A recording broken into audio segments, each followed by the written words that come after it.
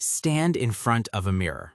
The body you see, that's not the body you built. That's the body your brain negotiated, and you lost the negotiation.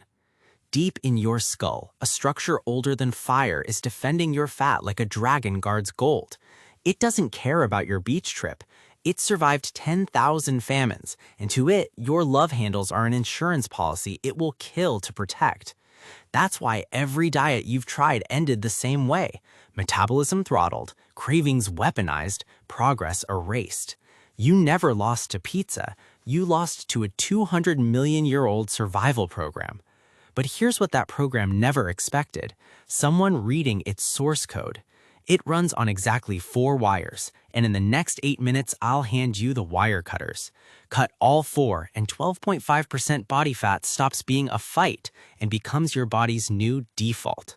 Fair warning, wire number 3 is the one silently controlling you today, and it's not diet and it's not the gym.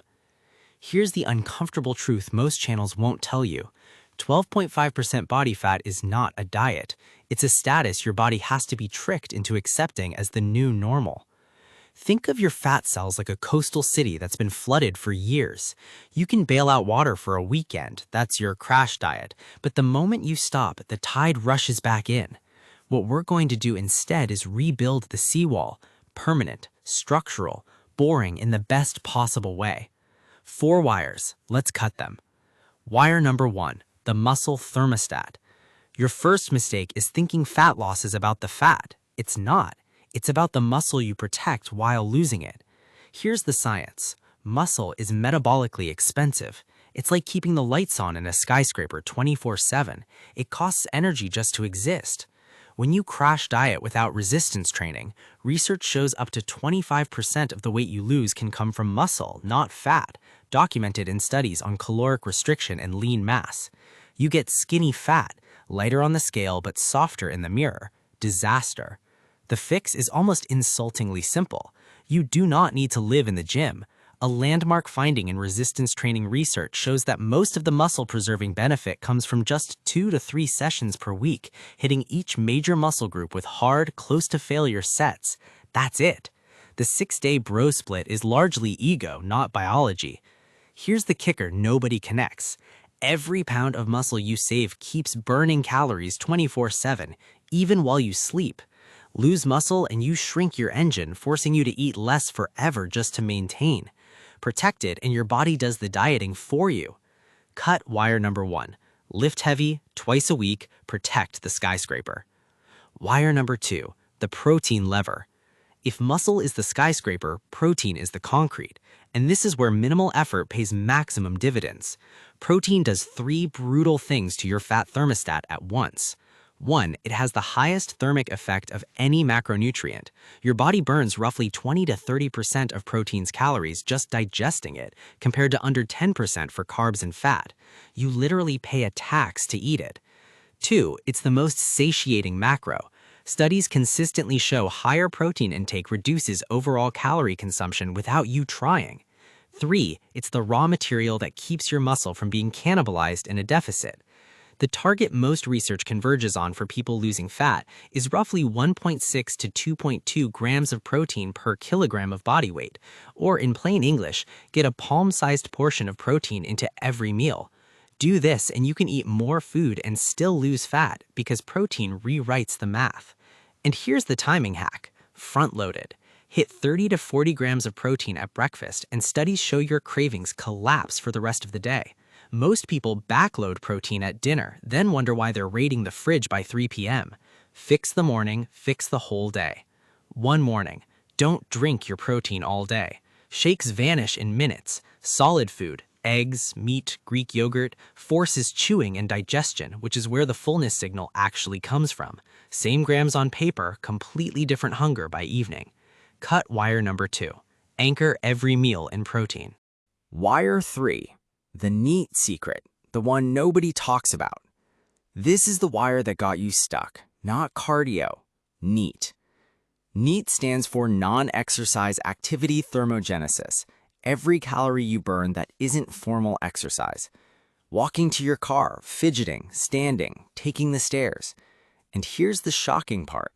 NEAT can vary by up to 2,000 calories per day between two people of the same size. That's a marathon's worth of burned energy from stuff you don't even count as a workout. Groundbreaking overfeeding research at the Mayo Clinic found that when people overate, the ones who didn't get fat were the ones whose bodies unconsciously ramped up NEAT. They moved more without realizing it. When you diet, your thermostat does the opposite. It makes you subconsciously lazier to conserve fat. You slump, you take the elevator, you stop fidgeting. The fix isn't an hour of soul-crushing treadmill. It's defending your daily movement on purpose. A brisk daily walk, a target of around 8,000 to 10,000 steps, burns comparable weekly energy to formal cardio, with almost none of the hunger spike that hard cardio triggers. That last part is the secret. Intense cardio makes you ravenous. Walking doesn't. You get the burn without the backlash. The trap? NEAT is invisible, so you can't trust your feelings. You have to track it. A cheat step counter is basically a lie detector for your own laziness.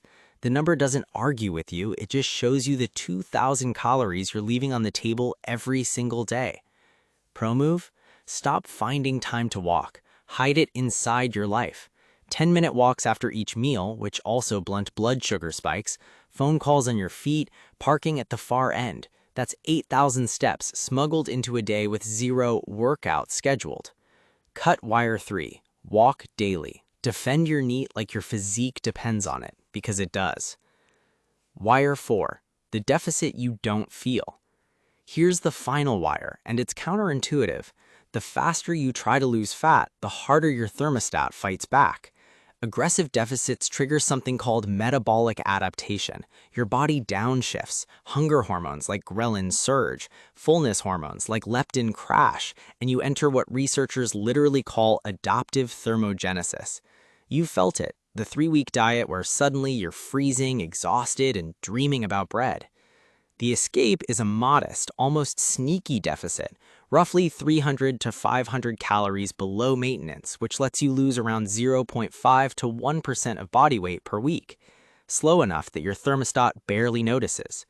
Combine that with the protein and lifting from earlier, and the weight you lose is almost pure fat. And the pro move? Diet breaks. Research on intermittent energy restriction, like the well-known MATADOR study, suggests that periodically returning to maintenance calories for a week or two can actually preserve your metabolic rate and improve long-term fat loss versus a continuous grind. You lose more by occasionally not dieting. Think of it like driving under the speed limit past a police car. Blast through and the thermostat pulls you over. Slashed metabolism, brutal cravings. Cruise just under the line and you slip past unnoticed. The tortoise doesn't just win this race. The tortoise is the only one who finishes. Cut wire 4. Go slow. Eat close to maintenance. Take planned breaks. So let's zoom out. Reaching 12.5% body fat was never about suffering more. It was about cutting 4 wires on the thermostat that's defending your fat. 1. Lift twice a week to protect muscle. 2. Anchor every meal in protein. 3. Defend your daily steps to weaponize NEAT. 4. Run a gentle deficit with strategic breaks so your body never sounds the alarm. That's the seawall. That's the structure that holds when the weekend willpower runs out. Here's the truth. Lean people aren't more disciplined than you. They've just built systems that make leanness the default, the path of least resistance. Cut these 4 wires and staying at 12.5% stops feeling like a battle and starts feeling like gravity.